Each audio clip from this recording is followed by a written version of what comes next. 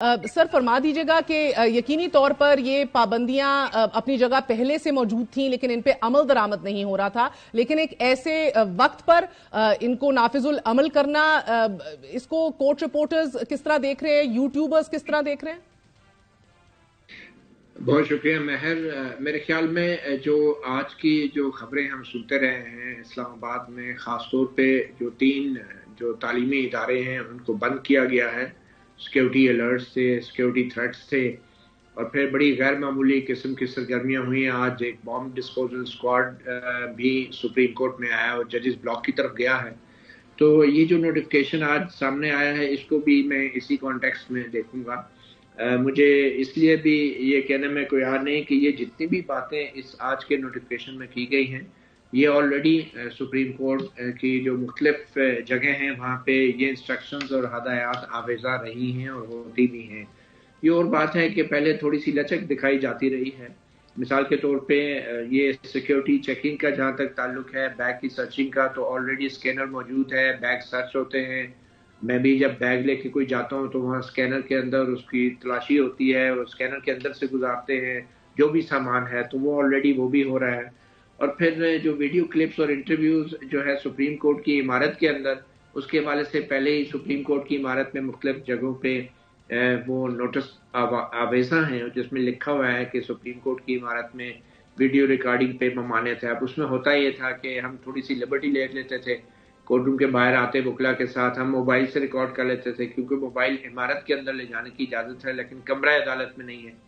तो मेरे ख्याल में अब वो थोड़ी सी उसके हवाले से रिमाइंडर कह लें या सख्ती कह लें, चीज़ें ऑलरेडी इंस्ट्रक्शन मौजूद हैं और आवेजा भी हैं। फिर सेल फोन तो वैसे ही कमरा अदालत में किसी को इजाज़त नहीं है,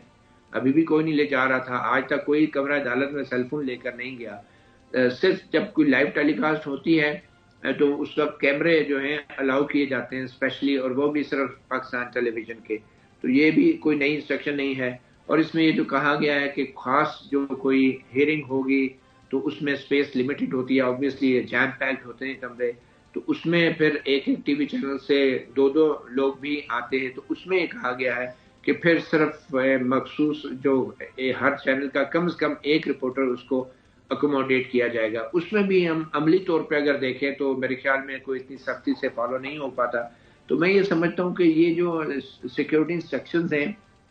ये एक रिमाइंडर जरूर है। मगर आपने जो यूट्यूबर्स की बात की है, डेफिनेटली यूट्यूबर्स के हवाले से ना तो हमारी प्रेस एसोसिएशन जो है सुप्रीम कोर्ट की, उसकी कोई अपनी पॉलिसी है कि उनको कैसे हमने अकोमोडेट करना है, और यूट्यूबर्स क्योंकि उनका पस मंजर जर्नलिस्टिक नहीं होता, और बड़ी तादाद में यूट्यूबर्स ऐसे भी हैं जिनकी सियासी जमातों के वो कारकुन हैं और उनकी एफिलिएशंस हैं। बहुत कम लोग ऐसे हैं जो जर्नलिस्ट भी हैं और यूट्यूब भी करते हैं और मीडिया ऑर्गेनाइजेशन से भी मुंसलिक हैं। मगर यकीनन नथुल्लाह जान साहब, बहुत से ऐसे लोग भी होंगे, फ्रीलांस जर्नलिस्ट होंगे। The future of journalism is I mean inevitably digital, so social media अहम तरीन मेरे ख्याल में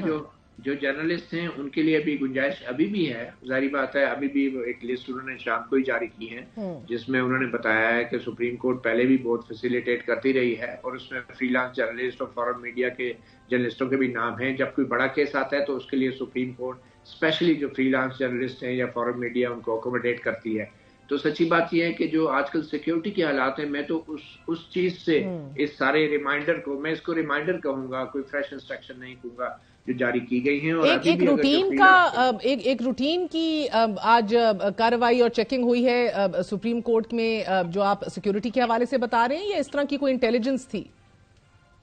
अब ये बात कहना कुछ मुश्किल है, मगर आज जो एक तो बॉम्ब डिस्पोजल स्क्वाड जो है हमने पहले भी देखे हैं, जब भी कोई बड़ा केस आता है तो वहाँ पे वो सारी चेकअप होती है। लेकिन हमने देखा है कि आज जो बॉम्ब डिस्पोजल स्क्वाड आया है वो जजेस ब्लॉक में स्पेशली गया है। तो हो सकता है ये रूटीन का हो, मगर आज के दिन और आज ही के दिन इस्लामाबाद में 3 तालीमी इदारों को भी बंद किया गया, यूनिवर्सिटीज को भी सिक्योरिटी थ्रेट्स का हवाला दे के। तो उससे जरूर इन चीज़ों को जोड़ा जा सकता है, मगर मैं नहीं समझता कि कोई ऐसे डिलिबरेट कोई सुप्रीम कोर्ट की तरफ से कोई ऐसी फ्रेश सिक्योरिटी इंस्ट्रक्शंस है जिससे मीडिया के काम में और मतीउल्लाह जान साहब, आप इसको सिक्योरिटी प्रिज्म से देख रहे हैं, मगर बहुत से सहाफी इसको आजादी इजहार राय के ऊपर शब खून मारने से या उसको मुतासर करने के हवाले से देख रहे हैं। गुज़िश्ता साल जस्टिस काजी फायज ईसा ने यह कहा था कि पेमरा की जानिब से जो मौजूदा जजेस के कॉन्डक्ट या उनके तर्ज अमल पर बहस है, उस पर पाबंदी का हुक्म आइन, कानून, इखलाकियात, हत्ता कि इस्लाम की खिलाफ वर्जी है। जस्टिस काजी फायज ईसा के मुताबिक जजों पर जायज तनकीद से मना करने से ना तो अवाम को फायदा होता है और ना ही अदलिया को, बल्कि उनने तब ये अल्फाज का इस्तेमाल भी किया था, इट्स इनएक्सप्लिकेबल, हम समझने से कासिर हैं ये क्यों हो रहा है। सो अगर उस तनाजुर में आई मीन इसका कोई, are you seeing it at all that way?